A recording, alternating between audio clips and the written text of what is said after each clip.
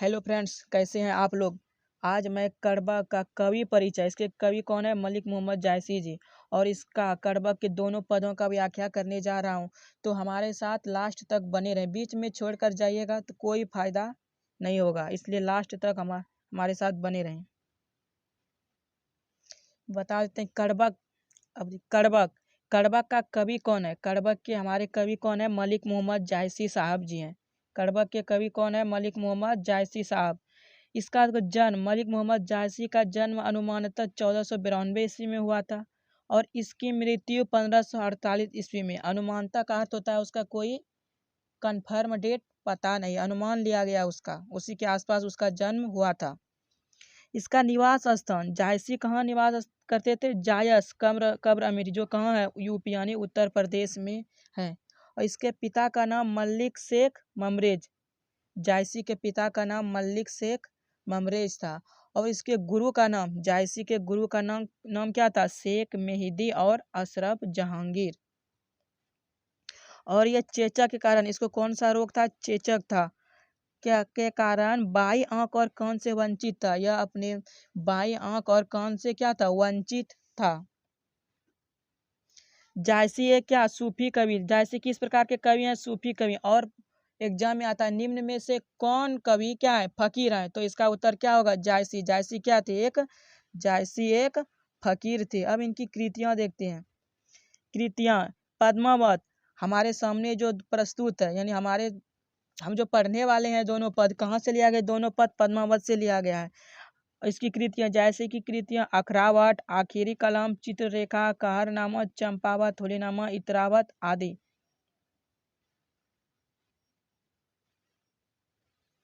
अगला लाइन, मलिक मोहम्मद जायसी को प्रेम के पीर कवि कहा जाता है। मलिक मोहम्मद जायसी का दूसरा नाम क्या है, प्रेम के पीर कवि।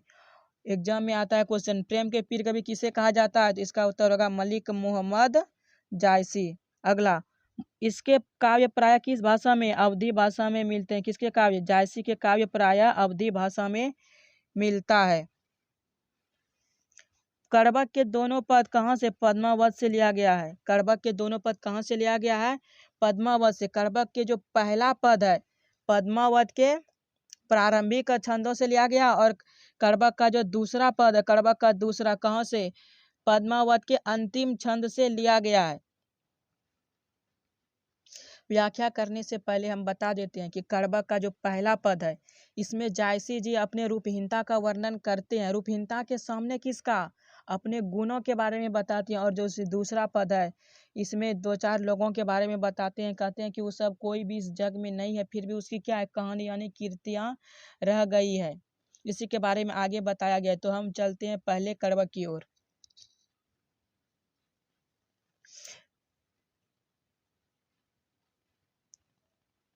पहला कड़बक, एक नैन कवि मोहम्मद गुनी, सोई भी मोह जई कवि सुनी, चांद जैस जग विधि अवतारा, दिन कलंक किन उजियारा, जग सूजा एक ही नैना, उवासुक असनक्तन महा, जो लही अम्बही डाब न होई, तो लाई सुगंध बसाई न सोई, किन समुद्र पानी जो खारा, तो अति भयउ असुज अपारा, जो सुमेरु त्रिशूल विनाशा, भा कंचन गिरी लाग आकाशा, जो लाई घरी कलंक न पारा, कांच होई नहीं कंचन करा, एक नैन जस दर्पण ओते ही निर्मल भाव, सब रूपवंत गही मुख जे वही कही चाव।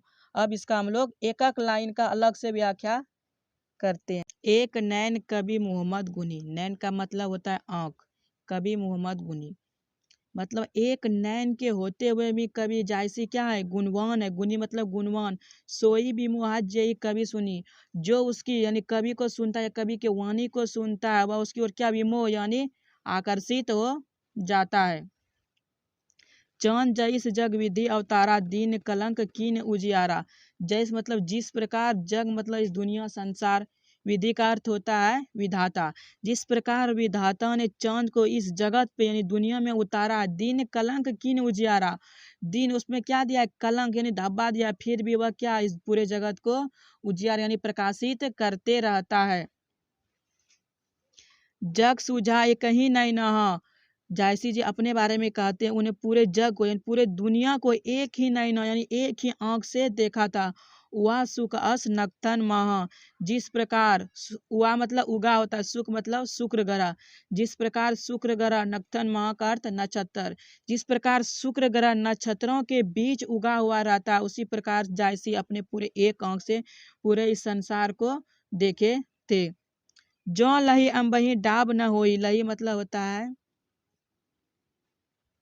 जब तक, अम्बही मतलब आम का पेड़, डाब मतलब मंजरी। जब तक आम के पेड़ में क्या मंजरी नहीं होगा, ती यहाँ पे तो होगा, तो लाई सुगंध बसाई न सोई। तो लाई सुगंध बसाई न सोई, तब तक वह क्या सुगंध नहीं देगा। कौन? आम का पेड़। किन समुद्र पानी जो खारा, तो अति भयऊ असुज अपारा। मतलब समुद्र का पानी क्या होता है? खारा होता है, उसी कारण क्या है वह असुज और अपार मात्रा में होता है। जो सुमेरु त्रिशूल विनाशा, सुमेरु क्या एक प्रकार का पर्वत है, सुमेरु क्या एक प्रकार का पर्वत है। भगवान शिव इसका नाश करने के लिए क्या करते हैं? अपना त्रिशूल भेजते हैं, लेकिन जैसे ही उसका स्पर्श त्रिशूल का होता है पर्वत से, वह क्या कंचन गिरी यानी वह सोने में बदल जाता है। तो जो सुमेरु त्रिशूल विनाशा भा कंचन गिरी लाग आकाशा। जिस सुमेरु पर्वत को भगवान विनाश के लिए भगवान शंकर ने क्या त्रिशूल भेजा था, लेकिन वह लाग आकाशा उसके स्पर्श होते हैं किसका? कंचन यानी सोने में बदल गया। जो लाई घड़ी कलंक न पारा, घड़ी का अर्थ होता है घड़िया, जिसमें सोना वोना तपा के आभूषण बनाया जाता है। कहाँ छोई नहीं कंचन करा, जब तक घड़िये में सॉरी जब तक सोने को घड़िये में तपाया नहीं जाता तक कांच मतलब वो बेकार का होता है, उससे कोई आभूषण नहीं बनाया जा सकता है। एक नैन जस दर्पण ओते ही निर्मल भाव।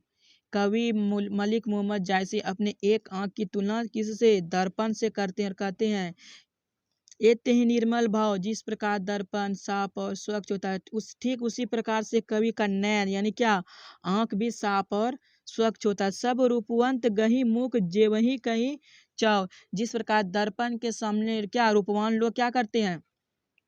अपना आईना में क्या देखते हैं? फेस चेहरा देखते हैं। उसी प्रकार जायसी जी का फेस चेहरा देखने के लिए कौन? गुणवान लोग उसी प्रकार से जायसी का चेहरा देखने के लिए क्या उत्सुक रहते हैं। अब दूसरे कड़बक की ओर चलते हैं। दूसरा कड़बक मोहम्मद यही कवि जोरी सुनावा। यही मतलब होता है यह कवि मतलब कविता। मोहम्मद यह कविता को क्या जोड़ कर सुनाते हैं। सुना जो प्रेम पीर पा गावा, और जिसने भी उसे सुना उसे क्या प्रेम मतलब प्रेम प्रेम पीर पा गावा मतलब उसे प्रेम की पीड़ा लग गई। जिन्होंने भी इसको सुना उसे प्रेम की पीड़ा लग गई। जोरी लाई रकत के लिए, और उन्होंने इस कविता को कैसे रकत के लेई यानी रक्त के लेई द्वारा इस कविता को जोड़ा है। गाढ़ी प्रीति नैन जल भेई, और उसके गाढ़ी प्रीतियों को नैन जल यानी अपने आंसू से क्या किया? उसको सींचा है। और मन जानी कवित अस्किना, कवि जायसी जी कहते हैं कि इसकी रचना, इस कविता की रचना मैंने इसलिए यह जानकर, जानी मतलब यह मन में यह जानकर क्या है, मकू यहाँ रहे जगत में चिन्हा, मेरे मरने के बाद भी यहाँ जगत के लोग मुझे क्या करते रहे? चिन्हते यानी कि पहचानते रहे। कहाँ सो रतन सेन अस राजा, बोलते हैं जायसी जी की वह रतन सेन कहाँ है? कहाँ सुआ हसी बुद्धि उपराजा, और वह सुआ मतलब सुगा कहाँ है? जो उसको क्या उसके दिमाग में, राजा के दिमाग में बुद्धि उपजाता था। कहाँ अलाउद्दीन सुल्तानो, और वह अलादीन सुल्तान कहाँ है? कहाँ राघव जय किन्हें बखानो, और वह राघव कहाँ है जिन्होंने इन सब का किसका? रतन सेन सुग्गा अलाउद्दीन सबका क्या किया है? बखान किया है। कहाँ स्वरूप पद्मावती रानी, और वह पद्मावती रानी कहाँ है? कोई न रहा जग रही कहानी, कोई भी इस जग में नहीं है।